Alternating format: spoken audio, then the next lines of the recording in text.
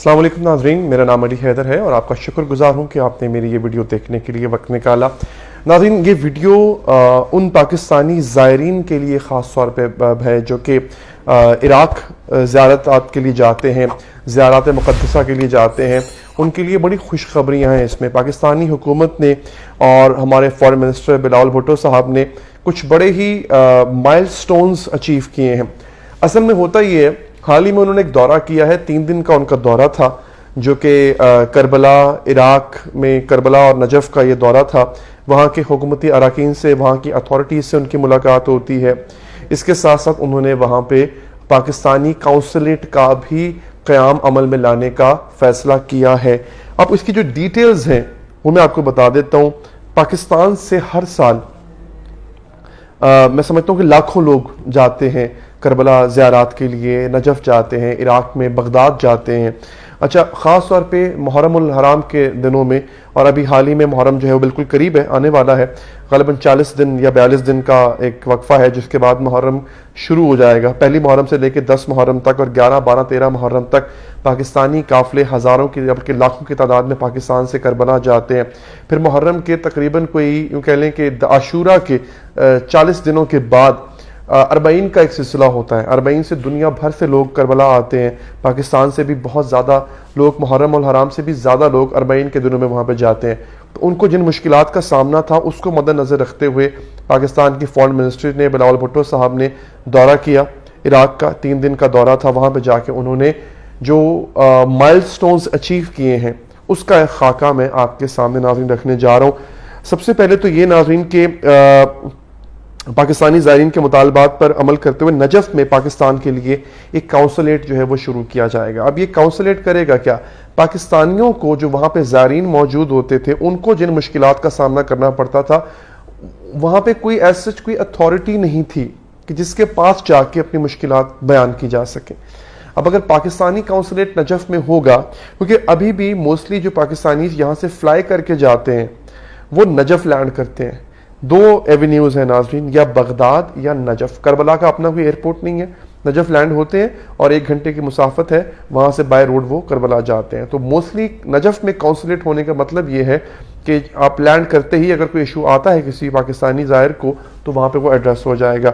اس کے ساتھ ساتھ ناظرین انہوں نے جو ہے وہ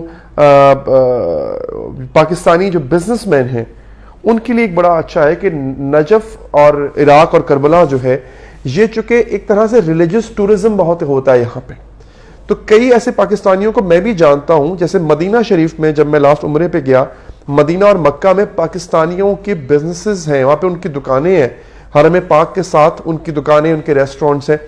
اسی طرح سے بعض پاکستانی ایسے ہوئے جن کو میں جانتا ہوں کہ جو امام حسین کے حرم کے ساتھ یا امام علی کے حرم کے ساتھ نجف میں ان کے ہوٹلز ہیں، لیکن ہماری کوئی کمیونٹی نہیں تھی اس طرح سے وہاں پہ، لہٰذا وہاں پہ بزنس کونسل کا قیام جو ہے وہ اب کیا جائے گا۔ پاکستانی بزنس مین جو عراق میں اور کربلا میں، نجف میں بزنس کر رہے ہیں، اس میں چیمبر آف کامرس اور دونوں ممالک کے اہم کاروباری نمائندے شامل ہوں گے۔ اس سے اگین کیا ہوگا؟ سرمایہ کاری میں اضافہ ہوگا۔ جو سرمایہ کاری پاکستانی وہاں پر کر رہے ہیں اس کو سیکیور کیا جا سکے گا، اس کو ایک طرح سے ایک سیکیورٹی مہیا ہو جائے گی اس کو۔ اچھا، اب ناظرین اب یہ ایک بڑا کامیاب دورہ تھا ناظرین، اور نجف اور کربلا کے جو زائرین ہیں ان کے حوالے سے اچھا اس میں شامل کون کون تھا؟ اس میں جو ہے وہ عراق کے صدر سے ان کی ملاقاتیں ہوتی ہیں، بلاول بھٹو زرداری صاحب کی، وزیر اعظم، پارلیمنٹ کے اسپیکر، وزیر داخلہ، عراق کی اسلامک سپریم کونسل کے سربراہ، الحکمت پارٹی کے صدر ہیں اور یہ بہت معروف مذہبی شخصیت ہیں۔ بیسکلی ان کا تعلق پاکستان سے ہے، لیکن کربلا نجف میں یہ بہت ہی سٹرونگ ایک اپنی اتھارٹی رکھتے ہیں۔ آیت اللہ شیخ بشیر نجفی جو ہیں بیسکلی پاکستانی ہیں، لیکن یہ عراق کے ہو کے رہ گئے جب یہاں سے وہ تعلیم حاصل کرنے کے لیے عراق گئے تھے۔ ان سے ان کی ملاقاتیں ہوتی ہیں۔ آپ جناب دونوں ممالک نے اس بات کا ارادہ کیا کہ ایک دوسرے کے ساتھ جو ہے ہم ہر طرح کا تعاون، اور خاص طور پر جو ریلیجس ٹورزم ہے اس کا تعاون جو ہے وہ اس کو بڑھائیں گے۔ بغداد میں پاکستانی سفارت خانے کا جو کمپلیکس ہے وہ تعمیر ہوگا، نیا تعمیر ہوگا. یہ بہت امپورٹنٹ ایک خبر ہے, خوشائند خبر ہے ناظرین. اور پاکستان ایمبیسی کمپلیکس عراق اور پاکستان کے عوام, تاجر برادری سمیت یہ تمام شعبوں کے لیے ڈیفینیٹلی ایک بہت ہی بڑا سنگ میل ثابت ہوگا. So this is something which is huge. اور یہ اس دورے کا جو لب لباب ہے وہ یہ ہے کہ ابھی بالکل محرم آنے والا تھا, اور ابھی سے آپ دیکھیں کہ لوگ زیارات کے لیے ابھی سے تیاری کرنا شروع کر دیتے ہیں. 2 دفعہ میرا بھی جانا ہوا عراق, اور مشکلات آتی ہیں کیونکہ ایک تو وہاں پہ لینگویج بیریئر ہے, ان کو صرف عربی آتی ہے. ہمارے ہاں جو لوگ جاتے ہیں یہاں سے وہ اردو تو جانتے ہی ہیں مگر انگریزی بھی بول لیتے ہیں, لیکن وہ نہ اردو سمجھ پاتے ہیں نہ انگریزی سمجھ پاتے ہیں. تو کئی ایسی مسائل ہیں.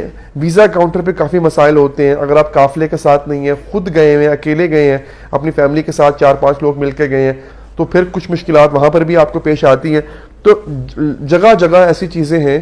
ہمارا چونکہ cultural exchange government of Iraq کے ساتھ کبھی اتنا رہا نہیں ہے, تو کئی ایسی چیزیں ہیں جو کہ پاکستانیوں کی وہ سمجھ نہیں پاتے, اور بے شمار ایسی چیزیں ہیں جو ہم ان کی سمجھ نہیں پاتے ہیں.